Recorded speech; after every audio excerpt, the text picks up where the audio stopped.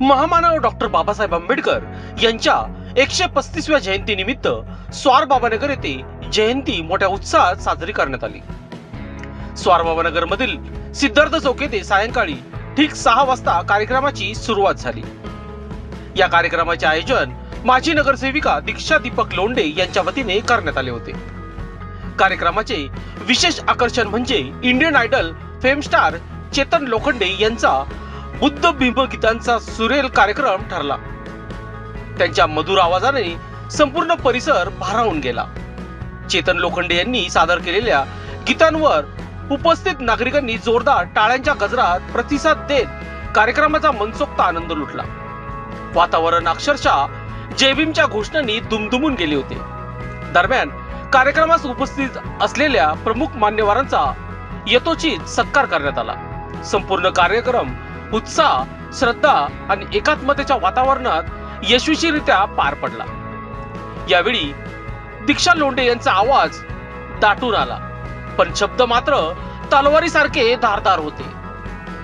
त्या ठामपणे म्हणाल्या, आमचे सासरे आम्हाला एकच सांगून गेले, आता रडायचं नाही, लढायचं, आणि आम्ही ते शब्द हृदयात कोरून ठेवलेत। त्या पुढे म्हणाल्या, आमच्या परिवारावर जे दुःख कोसळलंय त्यानंतरही आम्ही संयम ठेवला, पण या संयम कमकुवतपणाचा नाही तर लढाईचा तयारी आहे। भावनिक हो त्यांनी स्पष्ट शब्दात सांगितले, माझे सासरे आणि दोन्ही मुलं आज आपल्यात नसतानाही हजारो लोक आमच्या पाठीशी उभे राहिले। हे फक्त समर्थन नाही, हा आमच्यावरचा विश्वास आहे आणि तो विश्वास आम्ही तुटू देणार नाही। त्यापुढे ठाम इशारा देत म्हणाल्या, हा संघर्ष फक्त लोंढे परिवाराचा नाही, हा प्रत्येक सातपूरकरांच्या स्वाभिमानाचा लढा आहे। जो अन्याय करेल त्याला उत्तर मिळणारच। डॉक्टर बाबासाहेब आंबेडकर यांनी दिलेला मंत्र, शिका, संघटित व्हा आणि संघर्ष करा, हा आमचा मार्ग आहे। आम्ही शिकलोय, संघटित आहोत आणि आता संघर्ष थांबणार नाही।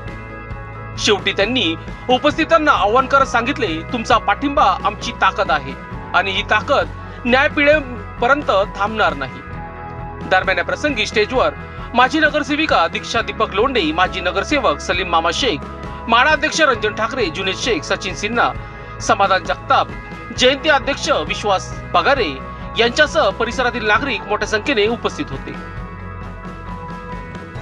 खरं तर बाबासाहेबांनी आपल्याला सांगितलं होतं की संघटित व्हा, शिक्षण घ्या, संघटित व्हा आणि संघर्ष करा।